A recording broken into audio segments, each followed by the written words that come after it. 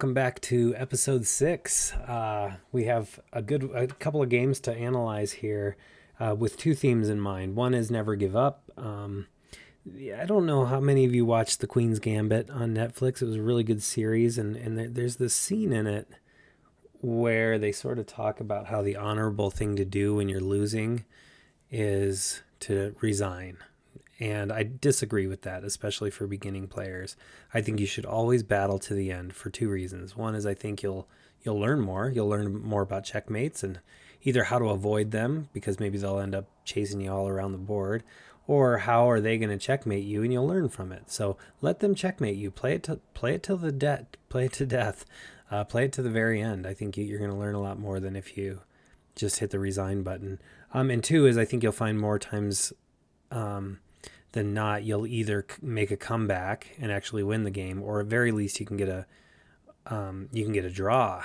And now, so instead of taking a loss, you're actually going to take a tie. So I just think for beginning players, I think unless it's really horrible or you have somewhere important to be, I think you should always play to the end. So that's theme one, and the other theme we're going to talk about when we see it is what to do when you kind of have a pawn that's ready to break out and break away. So it's kind of two different themes. But so here we go. I'm playing the black pieces on this one, and this is going to be one where you should never give up, because I start losing this battle pretty quick. And I'm not going to analyze the whole game other than to say I'm trying some new techniques here, some new openings. And so this is how we get started, and it's fairly typical, and doing some exchanges. Again, this is not the point of the game. The point of the game happens around, I suppose, around here. So far we're even, right? So he has 3 pawns, 4, 5 pawns. I have 1, 2, 3, 4, 5. I have 2 minor pieces. He has 2 minor pieces, and then the 2 rooks and the queen, and the 2 rooks and the queen. So we're even, and we keep going here. He brings his queen out. I bring my queen out, and suddenly he grabs a pawn. Right, there was a pawn there, and so I don't know if I just missed that in the game. This was a timed game, and sometimes I play timed games, and it makes me miss little things. So he grabs a pawn. I run away, and now he's up a pawn. He has one more pawn than me, or one more point than me. Here comes his other knight. This guy's in trouble, right? Because he's being attacked twice, but he's only being defended once. So this guy's in big trouble here. And also, I can't necessarily move him, because then the queen can grab this guy. This guy's completely unprotected. So I'm sort of in trouble. That knight's in trouble. So I bring back up. So now 2 attackers, 2 defenders. So I'm good, right? If he takes me, I could take him back, and then he could take me, and then I could take him back. And my queen would be the last one standing in that exchange. And so his queen would be gone, and it'd be kind of a bloodbath, but I would still have a queen, and he wouldn't. So yeah, as long as you have two defenders on him, we're good. So he grabs another pawn. So now I'm down 2 pawns. I exchange here. And now I have a bigger problem on my hand. Now he's just brought a 3rd attacker to the party. But actually, it's okay. I can kind of get out of this pickle. So I can actually... Oh, well, that's not what I thought I did. But yeah, so I'm okay here. I'm still defending. But notice here I've got him in check. So I guess that was my creative way. I was just thinking, I wonder if I could have taken... So I grab a knight, and then if he grabbed my queen, I could take his queen back, and we'd be okay there. But maybe if I took a knight, yeah, I don't know. You'd have to play that one out. But anyway, I put him in check, so he has to deal with this first before he can go gobbling up my knight here. So he runs away, and I think that's when so I take it that way. I suppose I could have taken it the other way as well, right? Same idea. Maybe not, because then maybe this would have come in, and I would have taken, and he would have taken. I don't know. It's kind of a mess, but okay. So I take it here. And we're back to even, right? Or no, I'm actually up a knight at the moment. So he takes, and now we're even. I take his queen, he takes my queen, and we're nice and even. Actually, I'm down a pawn, right? 1, 2, 3. 1, 2, 3, 4, 5. I'm down 2 pawns. Okay, so he's up 2 pawns, and that's not good for me. Doesn't mean it's hopeless, but I suppose this is my theme of never giving up. Let me see if I can make something work here. Maybe I can get a draw. Maybe I can find a sneaky way to find a win. So I always play to the end, especially on a timed game where they're prone to making mistakes. So I come here and I'm attacking his pawns because I want to start gobbling up pawns. So he brings this back, which is a cool way because this rook is now defending the whole row. And so my rook has to make a choice. If I take, he takes back, right? So I don't have that. So I bring in my own backup. So we're both playing a game of chicken. Does he want to take me? Do I want to take him? We both have backup. So he pushes a pawn. I push a pawn. He finally takes. I take back. Again, I'm still threatening here. And if he moves this guy out of the way, then I'll take the next guy in line. So I should be able to get a pawn here. Oh, but he defends it. But this is actually good for me because now his rook is not very useful. His rook is just defending this pawn. And so I kind of have a little room to maneuver here. Maybe bring my king into the action or maybe get these pawns moving or do something. But so here comes my king. I like to get my king into the battle when there's not many troops left on the board. I got to be careful here. So I move over. He keeps attacking me, and look what he's given me. Yoink, free pawn. So now I'm only down 1 pawn. And now we're starting to feel a little better. By moving that pawn out, I have to be a little careful because he's going to make a run for it. However, what just happened? Why does that always happen? Get back there. Okay, go, take, move. Okay. So I actually grabbed another pawn, and now we're back to even. So I'm feeling good other than the fact that he has this runaway pawn. So I got to keep my eye on that. Here he goes. He's running. So I'm going to come back here to stop him. He's still running. And now I'll bring my king over. He checks me, so I come down here. And he grabs a pawn. I grab a pawn. So he's still 1 up on me. And I have to be careful here. He's about to grab another. So get my king out of the way so that I can defend.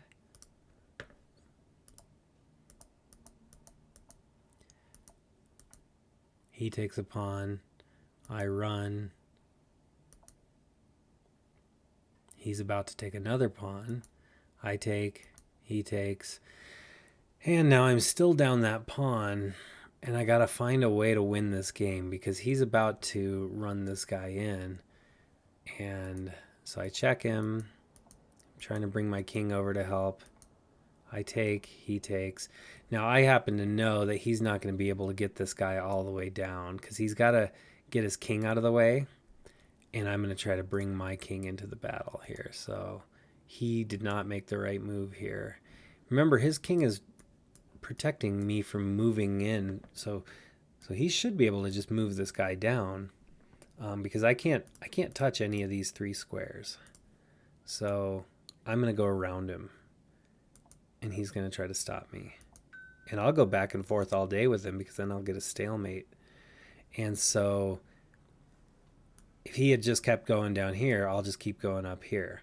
And we'll dance back and forth. And then anytime you repeat the same move 3 times, it's a draw. And so rather than doing that, he's going to try to make an attempt to run. But that allows me to slip in the back door. And so he's going to stop me, and I'm going to stop, and I'm going to play the dance again, right? I'm going to keep bouncing back and forth. So whichever way he goes, I'm going to go. And here we go. See how he can't get his king out of the way? His king can't move forward because my king blocks all those squares. And so he'll never be able to get his king out of the way. And that's why he moves down there. I match his movement. He goes there, and I go up, and it's a draw. He can't push this forward, and he can't bring his king out, so he has no legal moves to make. And so I got a draw out of the deal. So I went from being down two points or two pawns to getting a draw, which is a good result, right? When you're having a bad game and you're getting behind, play to the end and try to get that that draw, or maybe even get a win. So, and all right, and keeping in the same theme, I'm playing the black pieces again.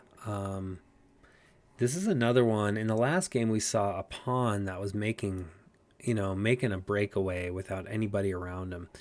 And that's sort of what I want to show again, that whenever you have a pawn with nobody in their way. See, if this pawn starts to march up the board, there's either a guy standing in his way or there's two neighbors that can take him out. And so it's hard to get a pawn to the end of the board because you usually have three people standing in their way, right? For this guy, it's these three people. For this guy, it's these three people. For this guy on the end, he's at the edge of the board, but he has these two here on the end here. So if you can ever get rid of three people in your way, then you really want to think about starting to make a run. They call that a passed pawn, meaning, I don't know, I guess there's a deeper reason why they call it a passed pawn, but the point is there's nobody to stop you, at least no little guy to stop you. And so that means they got to tie up one of their big guys on defense duty, or they got to sacrifice one of their big guys to prevent you from getting a queen at the end of the board. And so now you get to trade out one of their good pieces for one of your pawns. So let's see how this plays out. So we start out kind of normal. I'm working on this new opening with black. I don't really know if I'm doing very well with it yet. I'm trying to learn it. This bishop's kind of cool because he's got all this long diagonal covered. So tucking him in a corner, and he has all this range. You can do the same thing on the other side. Move him there, and then he has the whole diagonal. Haven't developed these guys. Haven't castled. Oh, I did castle. Just kidding. So here we go. I'm trying to gain control of the center. My knight has a lot of control. This guy has some control. So I have a lot of stuff going on here in the middle. Keep going. No pieces have been exchanged yet until now. Oh, now. He takes my bishop. I take his bishop. So that's fine. Even trade. I attack his knight. He runs. Lots of pawn movement.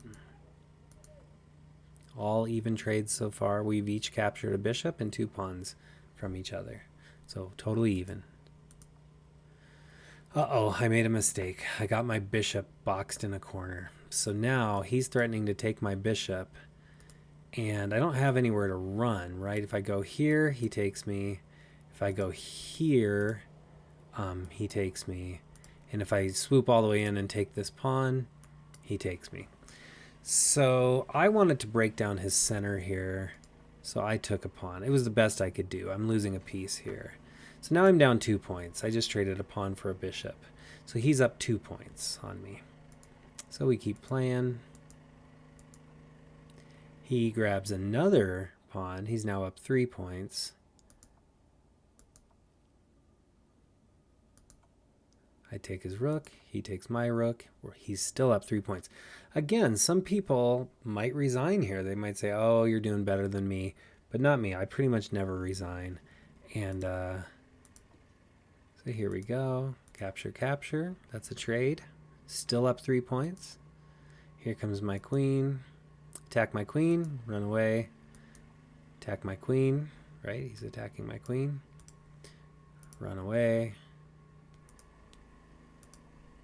I attack his queen. And this is a cool exchange here. He's going to bring his queen in and take my knight. He gets a knight. I get a queen. He gets a queen. I get a knight. So that all balanced out. So at the end of the day, these guys are even. These guys are even. I have 1, 2, 3, 4 pawns. He has 1, 2, 3 pawns. So I'm up a pawn. And he's up a bishop.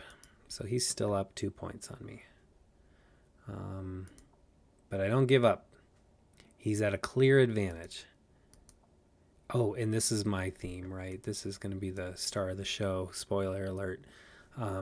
There's nobody to stop this pawn. There's no pawn standing in his way, and there's no neighbors here to capture him along the way. So oftentimes, if you have a pawn with nobody to stop him, it's a pretty good idea to run with him. All three of these pawns have 3 blockers, and vice versa. And these guys are locked up. They can't push past each other.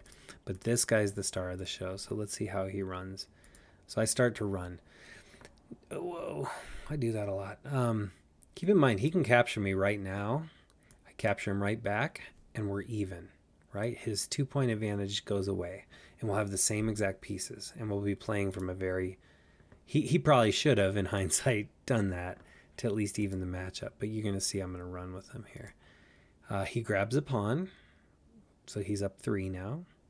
I got to run away, and I'm still running. He's going to make his own run now. He just got rid of the blocker for him. But I'm 1, 2, 3 steps away, and he's 1, 2, 3, 4 steps away. So he's thinking that's no problem. If I get to the end of the board, he'll just take me. And if he gets to the end of the board, he'll be 1 move behind me.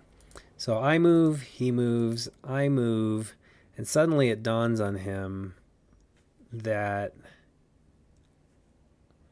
I don't know what dawns on him, to be honest with him, because I have him at this point. He's in a bad situation because this is a little bit advanced, but I want to show it to you. This guy can turn into a queen here, of course, but he can also turn into a queen here or here if the opportunity prevents itself. And so one move I have in my back pocket is to bring this rook down, and that is check. And it also attacks his rook. And so he would take me, so he gets my rook, but I take him back and I get a queen. And so now I've got a queen on the board. He doesn't have a queen on the board yet. And I think he let me get way too far here. And that's when he panics and tries to, I guess, cover that. I mean, maybe he was thinking I'd go here, he'd go here, and then I'd come over here to take his pawn. And he's thinking, well, I'll cover it with my bishop. That way I don't have to lose my guard over here. And what I think he missed was this sneaky move here. And so now he's in check and he has to deal with it. And I am going to take his rook on the very next move. Again, if he takes me, I'll get my queen on that square instead. And this is worthless. So he blocks the check. But now I get a free rook. And he's still going to make a run for it. But I'm going to take a free bishop. And now it's spiraling out of control for him. And so now he has to get his king. Well, he actually resigned here at this point. At this point, he's going to hide in this little pocket here. I'm going to bring my rook over so that he can't, even if he moves up a piece, I'll get it there. And then I'll get a queen on the next move. And so now I have a queen and the rook, and he's totally toast. So, moral of the story is don't give up. You never know what's going to happen. And if you see one of those passed pawns, if you see a pawn that loses his blockers, and he was sitting there for a while. I mean, here's his blocker, right? So I take out his blocker. We play a little more. It's at this point that I should kind of be aware of this. Doesn't mean I have to start running right away, but it should be on the back of my mind and be a little game plan to say at some point I want to start moving that guy. So when this all goes down, there's fewer pieces on the board to stop him. I can't move him right away, but I bring in the king for protection. And now he's in trouble. And he doesn't get back fast enough. And it all falls apart. So hope you like this lesson. Keep playing. Go play to the draw or play to the death. And I got a good one for you next time that I think I'm going to film right away. So maybe this will be a back-to-back lesson here.